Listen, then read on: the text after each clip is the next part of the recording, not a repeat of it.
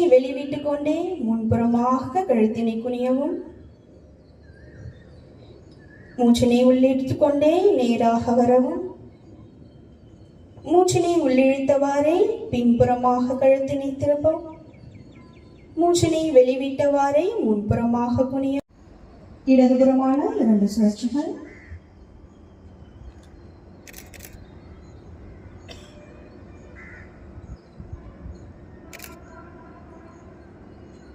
கைகளை மடக்கி கை விரல்களானது தோள்பட்டையில் இருக்குமாறு வைக்கவும். மூச்சினை வெளிவிட்டுக் கொண்டே கைகளை முன்புறமாக நீட்டவும். கைகளை மடக்கி தோள்பட்டை மீது வைக்கவும். மூச்சினை வெளிவிட்டுக் கொண்டே கைகளை மூச்சினை உள்ளிழுத்துக் கொண்டே நேராக வரவும்.